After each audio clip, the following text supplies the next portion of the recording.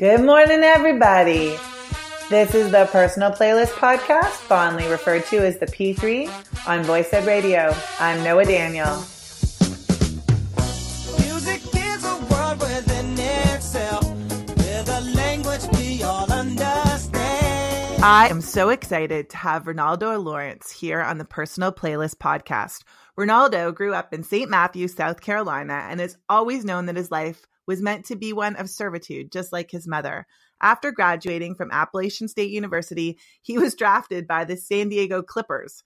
Over Renaldo's career, he played in a variety of countries. He was able to end up in England being the fourth leading scorer in the history of British basketball, scoring 73 points in a single game, listed in the Guinness Book of World Records, holding numerous scoring records of 40 and 50-point games. And right now, Renaldo holds a master's degree in education, is a motivational speaker and author who works at the Glyn School in Epsom, Surrey, England, where he develops and deploys interactive learning resources for staff, faculty, parents, and students as an information and communications technology teacher. Renaldo is a LinkedIn author, Adobe education leader, Apple distinguished educator, Microsoft innovative educator, an educator trainer, and an advanced skills teacher. Welcome to the show, Renaldo. Thank you so very much. I really appreciate it. I'm so glad you're here. You know, Damien said that I should have you on the show. And as I learn more and more about you, I am absolutely amazed at your accomplishments. So let's go back to the basketball piece for a second. How did that happen? And then what happened when it ended? Okay, so I have been very fortunate in my life. I had some people who really looked after me growing up. And we won the championship in high school. I went to Lancaster Junior College. And then I ended up at Appalachian State University with a guy called Bobby Crimmins, who was going to be in the Hall of Fame. And then I got drafted and I played for a little while. And once I got cut, I then went overseas and I played in various countries. But I think the best thing for me was that I always had the end goal in mind, meaning that even when I was in those countries, because I had an education, a degree in education, I used to go to all schools there and just do some camps. And I used to go and just sit in the classrooms and just listen because I was just interested in how people interacted with other people. So then when I came here, I played, we had a lot of success here. And then when it all ended, again, what I did was I shut up and I listened to people, and I had a lot of people who looked after me and just made sure that things were right for me. So the basketball, I've always said to myself and always believed that the basketball was the way God allowed me to do what I'm doing now. The basketball was a setup for me to get where I'm at now. The basketball was just a way for me to get the confidence, was just a way for me to understand who I was as an individual. And all that did was help me to understand who I am as a person now and allow me to help people as I take this journey through my life. That's very beautiful. When you ended up stopping to play basketball in England, what made you want to stay there to pursue your career? Well, interesting enough, as you do, you see a woman and you open your mouth and then 2 kids, 2 cars and a mortgage later, you decide that it's the best thing to do for your life and for your kids' life and your wife's life. So you stay. And I stayed. And I was a PE teacher here. And I just realized that was not the way that I wanted my life to go. So I had a very good friend, Susie Ralph, who was the head of IT in a school. And what happened was Susie and I were talking one day, and I went into Glyn Cole's office. And Glyn had this application up. He had Microsoft Word, and he had a program called Draw. And he dragged an image from Draw to Microsoft Word, and this completely blew my mind. Right then and there, I saw my life come to life, And so what I did was Susie told me that she was pregnant, but no one else knew. And she said to me, look, over the next year, I won't be here. So you have about 6 months before I take off for you to do what you need to do. So what I did was I went to all the departments in school and I asked them if they could have an internet site or intranet site, what would they have? And so I was lucky enough that they gave me the content. But understand this. I had no idea what I was doing, but I spent the next year in a library. And I often believe that if you can see it, you can be it. If you got a vision, if you're willing to put in the work, things happen. And that's what happened. So once, I did it, we got the job, and then it just flowed from there. And then one day I saw this thing from Macromedia. And so I went to this conference, was talking to a guy there, and he said to me, look, we don't have an English department. We don't have a IT department in education here. And so he said, but maybe in a year we will, because we're looking for an educational person for Adobe. Mm-hmm. So I went back a year's time. I mean, literally to a day, a year's time. And they had a guy called Mark Green. And Mark gave me a box of the software, which was, Adobe, which was Dreamweaver, Premiere Pro, all this stuff. And so I took it and I created some content. And then I showed them the content because I was using it in school to help me build all the stuff for all the staff. And they made me a Macromedia educational leader. And then lo and behold, God has plans for you. So what then happened was within a year and a half, Adobe bought Macromedia. But you know what the crazy thing about it is? All the people who were at Macromedia got the same jobs at Adobe. So I went from dealing with people who were making, say, $100,000 to $1 billion company almost overnight. Wow. And my dreams started to really materialize because those people understood what I could do and understood that I didn't want anything from them, that my primary aim was to ensure that whatever I was doing, it was of the benefit of other people. And that's how my life has been. And it's just been amazing. It's just, and every day I get up, man, I'm happy. I'm happy because I've got another day to try to brighten somebody else's life. And I've always said to myself, if I meet you, my job is to make sure you feel better about yourself when you leave me. And that's how I try to live my life every day. Well, no wonder you're a motivational speaker. I'm very motivated right now. And I think that that's an incredible gift to have and something that everybody should be so lucky to come into contact with. This show is really about using 3 songs to tell your story and to tell us more about where that comes from. So we begin with a nostalgic song, kind of take you back. Tell us a little bit about why you chose this song and what it means to your story. Okay, I assume that we're talking about Anita. Yeah. And Anita Baker, the song says, giving you all that I've got and giving you the best of my love. And I look at it as love can mean a lot of things. And to me, love means that you genuinely care about somebody. You genuinely care about their feelings. You genuinely care about trying to make sure that they are doing the best that they can do for their life. And that song always resonates with me because I just feel that if you have an opportunity to brighten somebody else's life, it is your obligation to do that. I recently had an incident where my best friend I spoke to him a week before and the next week he was gone. And so it is what it is. So what I do now is that everything that I write, every place that I speak, the first thing I say is I honor him. In all my books, I always put a passage about him because I think people are brought into your life in order to help you learn how to help other people.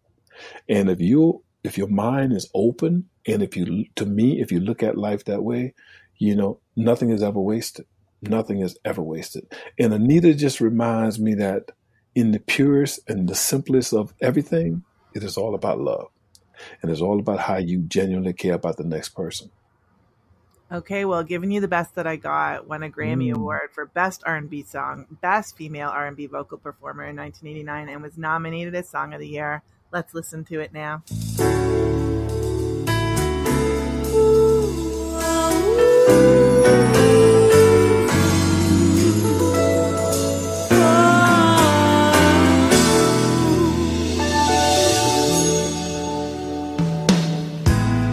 Ain't there something I can give in exchange for everything you give to me?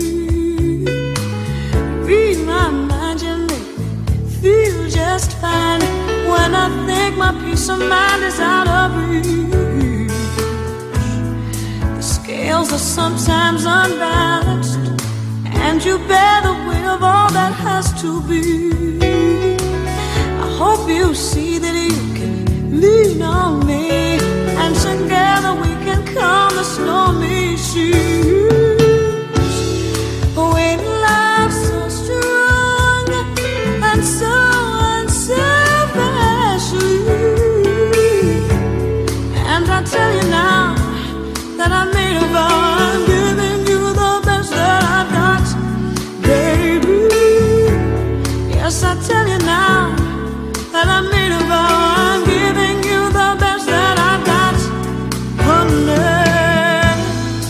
Everybody's got opinion. You know, when you bring God into it and the spirituality and the depth of her voice, you see the purity of what you're trying to do and always giving people the best that you've got. And the fact that you channel your friend in, it just reminds people about that, the power of others to lift us up, and the power of being open to reaching out so you can reach back inside yourself. Yes. Yes. And not being afraid to do that, and not being afraid to understand that you are not just on this planet for your pleasure. You're on this planet in order to ensure that you give somebody else pleasure, you know, and to ensure that you as an individual, you have an opportunity to change somebody else's life. I mean, just simply by a smile, just simply by a hello. You will be surprised at how many people no one talks to them during the course of the day. You know, you will be absolutely surprised. And for you just to say hello to somebody, it takes nothing from you. But boy, can it make a difference. Yeah, and sometimes it is that little thing like a smile or a gesture. And I think that the attitude that you have of not just seeing your cup half full, but knowing that it's refillable is one of those things that feeds other people, even in that little interaction that you have with them. And you just don't know the impact of what you can have. So you have to know that it can always be special, and that giving your best all the time matters. That's right. That's right. And you know what? I found that even if you don't feel like doing it, the best thing that have ever happened to me is that if I don't feel great when I get up in the morning, you know, I find a way. And one of the things I've learned to do over the last 5 years is before I go to bed at night, I will write down 3 things in which I've either impacted somebody else's life or made some positive change in the world. And when I get up in the morning, before my feet hit the floor, I read those 3 things. So my day starts out in the attitude of gratitude and servitude, you know, so, and I found that it works for me, you know, and it just works. And so by the time I get out of the shower, I'm ready to go. I'm ready to go, you know, and it just works for me. And I've just decided in my life that, you know, if you want to find something to be negative about, just walk outside your door, you know, but you got to go out with a different mindset. And I have a mastermind group, and my mastermind group consists of Joel Osteen, T.D. Jakes, Eric Thomas. And, you know, what happens with me is those guys don't even know I exist, but I listen to the things that they say. And when I walk out the house, I'm prepared for that world I go into every single day. You know, I have to tell you, I'm really surprised by your identity song choice, considering everything that you've said, because in so many ways it's about identifying so much negativity going on in the world. So let's go there and talk about why you chose this song and what it means for you. Yeah, Marvin. And what's really interesting about Marvin is that everything that he spoke about in some form or fashion is happening today. He took a huge risk at Motown. Berry Gordy was always trying to keep people happy and simple and really just wanted to keep Motown going. And Marvin wanted to make this song come to light. And it was a really important song. And when the people heard it, they all related to this protest song that was ultimately about raising the question about what was going on in the world. And I think you're right. I think it's equally relevant. And I found this quote from Marvin, who said, "To be truly righteous, you offer love with a pure heart. without regard for what you'll get in return. And it's crazy that you literally just said that. And it's funny because when I first asked the question, I was thinking about the lyrics of the song, but maybe your choice is really about the artist himself. So you tell us why this song is your identity song. This is my identity song because I think when you talk about what's going on, it covers so many different areas, you know, and it covers your history. It covers your past. It covers your future, and it covers your now. And I'm always constantly asking what's going on and what does it mean? What does it mean that we're living in a world now where respect seems to have sort of gone out of the door for a lot of people? I just remember growing up with my grandfather, my grandmother, and I just remember that the one thing, if they didn't have money, they had respect. And to me, respect and values is the cornerstone of everything that I do and everything that I hope to do. And I got that from my grandparents, from my mom, my dad. And I just think that, you know, with the stuff that's going on now, I think it's very important, like me being an educator, it is really important that when I am around the students that I teach, is that they understand that I am who I am and I'm a man of my word and I have values and I have responsibility. And one of the major responsibilities I have is to try to make sure that you are successful. Because, you know, with the kids that I teach, some of them don't realize just how, and why should they? They're young kids. They don't realize what the world is about really because they're just starting out. I think as an educator or somebody who's gone through a lot, what you need to do is understand that your knowledge is extremely valuable. And you use that knowledge to pass on to other people. And there's no better people because guess what? All of us get old.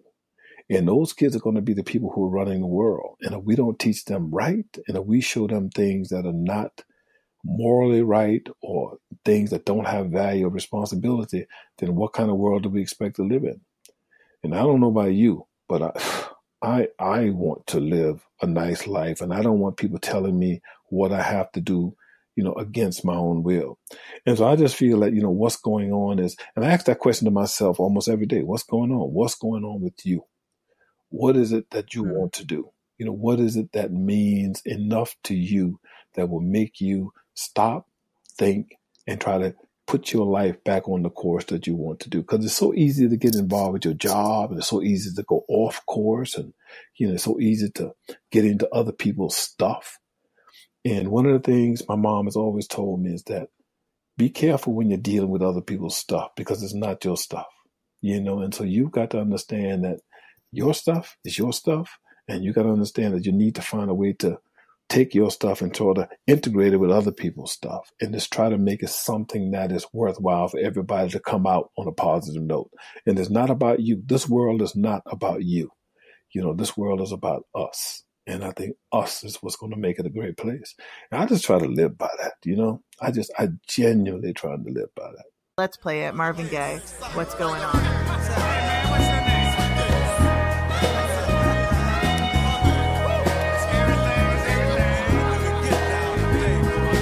Mother, mother, there's too many of you crying. Brother, brother, brother, there's far too many of you dying.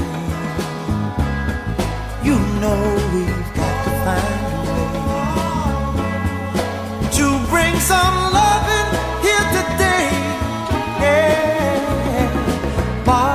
Father, we don't need to escalate.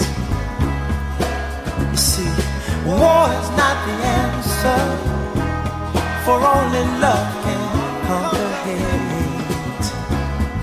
You know we've got to find a way to bring some loving here today. Oh, picket line, picket signs, don't punish me with brutality. Talk to me so you can see what's going on. What's going on? Yeah, what's going on? Oh, what's going on?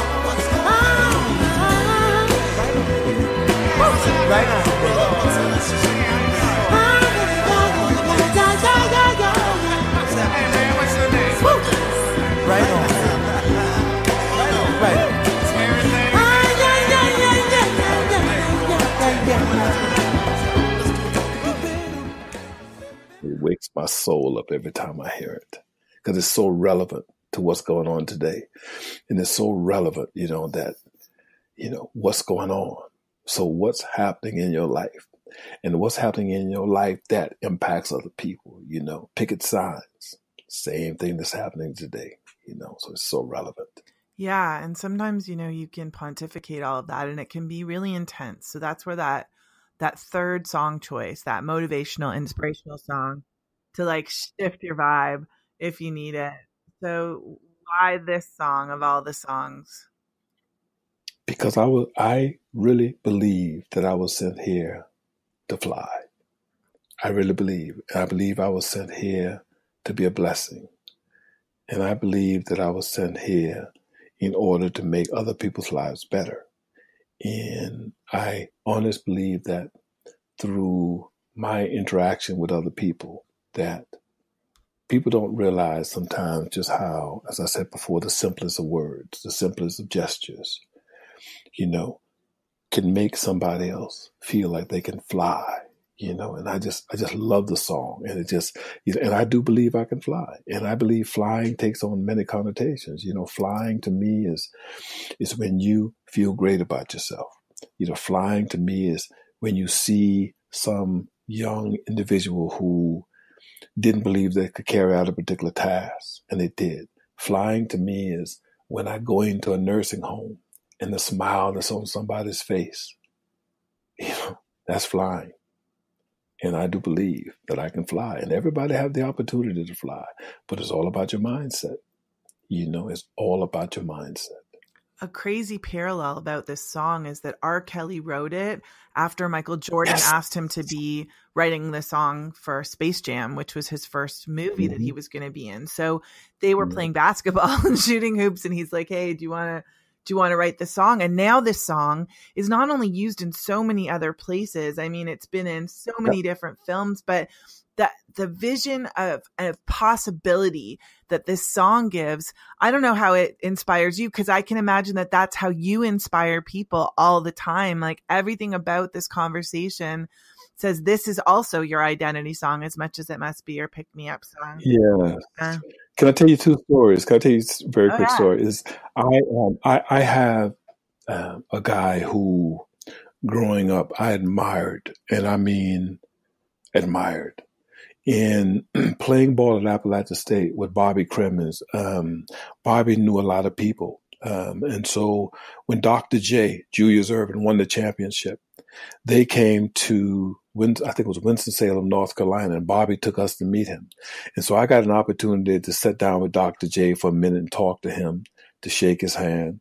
And it was like, oh my gosh. And then what happened was, I came back one year from Finland after I was playing, and Michael Jordan had just left University of North Carolina. And so I played on a team that played a week before he played with the team. I played on the team, and I scored 50 against some people. And the guy who ran, it was the ACC All-Stars, the guy who ran the team asked me would I like to play. And so I said yes. And so the next day I looked up, it was Michael. And so one of the interesting things I got to do with Mike is we got a chance to sit in the changing room for about 3 hours because he couldn't leave because he had to wait till all the fans go. And what's very interesting about the conversation that I had with him, because he had no idea, obviously, he was going to be who he is now today. But what was interesting is how he felt about himself, and he knew who he was. And I think, regardless of the career anybody has, if you know who you are, life can be an amazing thing. But I think the idea is to find out who you are. And if you find out who you are and then find your gifts, because if you find your gifts will allow you to just soar. Your gift will allow you to, it's always been said that if you find your gift, you never work another day. And I truly believe that.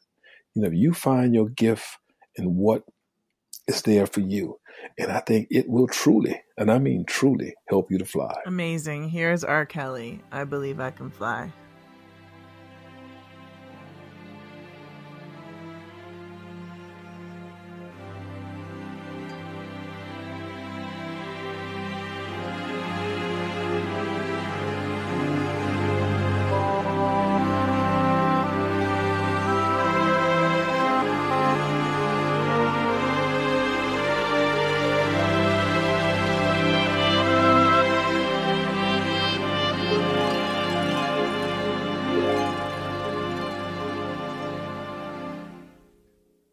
I used to think that I could not go on,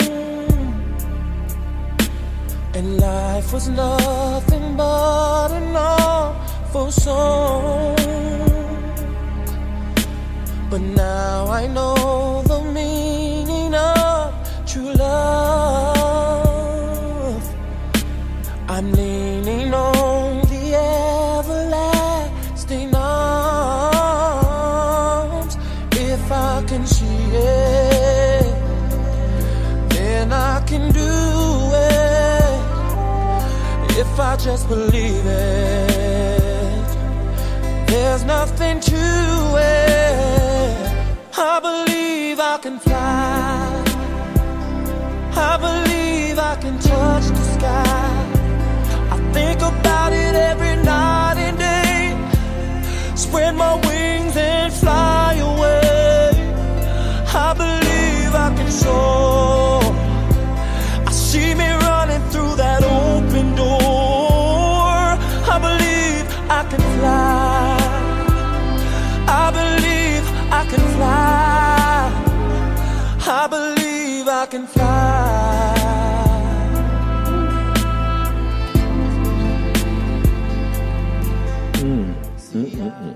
You know, what's very interesting when I listen to that also is that when I was growing up, what I used to do was I created comic books. And what I did was I used to create and put them like in a little magazine.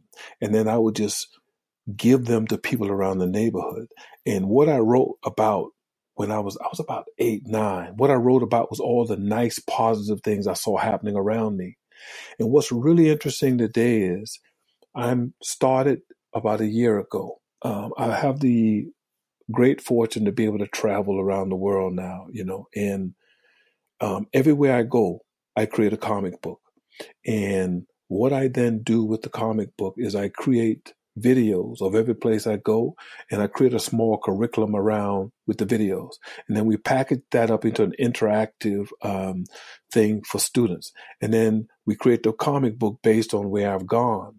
And then I send them to South Carolina to some kids. And then we do they'll read the comic books, or for instance, they just read my book, particular class I was dealing with.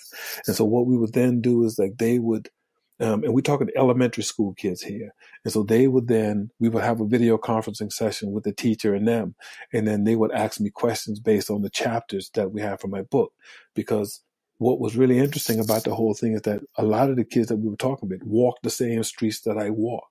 So I wanted them to know that regardless of who you are, regardless of where you come from, regardless of what people say about you, if you get an education and if you really believe in what you want to do, and things can happen for you, but you just gotta, even at a young age, you just gotta understand that you're special.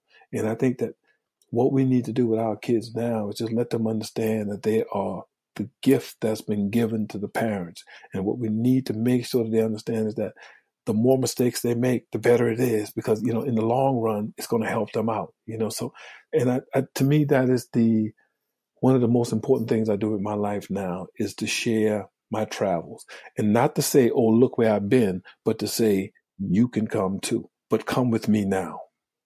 Come with me now, and I'll show you what it's like where I'm there. And then you can have aspirations then of trying to get where you want to get in your own life. Ronaldo, you're the author of 2 books, I'm More Than What You See, and the soon-to-be-released Boy, Get Off My Pig, a college book for children. It's out. It's been released. It's out. Oh, that's so exciting. Yeah. So, you have lots of different ways to connect with people of all ages. And if people want to find you, they can find you at renaldolawrence.com or see some of your work at lynda.com. I want to thank you so much for spending time here on the Personal Playlist podcast. How do you feel about your 3 songs now that you've shared them? What they've done is they've made me realize just how much I need to do in the world. So how much more work I have to do. It's made me understand that I need to know exactly what's going on, and then I need to help other people fly, and I need to help people know that, to love yourself is what the world is about, to love yourself, because if you love yourself, then you can do other great things, and flying is what it's about. Wow. Flying is what it's about. Thank you so much for coming Oh, to thank the you. show. Thank you. I cannot tell you how much I appreciate it because, you know, sometimes things happen for the right reason. Damien, how I got to know Damien was I just contacted him one day, and he's trying to start this incredible thing. And so what I said to him to try to help his company, I said, look, man, what I would like to do is you have teachers coming in who are just beginning, NQTs, they're called newly qualified teachers. Yes. So I create a 12-week series, 12 videos, 12-week series that we release the video every single week about something that can help NQTs or newly qualified teachers be a little more confident with what they do. And I was very fortunate that he accepted it and he put it out on his site. And I'm in the process now of getting some of those people who are now NQTs and see how they have used what we've done. And then I'm going to interview them. And then we're going to put that back up. And it's just trying to make sure that, because, everybody who becomes a teacher or an educator, there's such a responsibility. And the responsibility is because you never know who's looking at you. And you never know who is using you as a role model. So it's very important that you're on point. Yeah, you always have to be your best self. It's true. As a parent, as an educator, it's an elevated responsibility, but it's also an elevated life because of it. Believe I can fly. Thank you so much for coming on the show. I hope you have a fantastic day. I will do. I appreciate you. Thank you. Thank you for joining us on the P3, the Personal Playlist Podcast. I'm Noah Daniel. This is Voice Ed Radio, and I hope you have a fantastic day.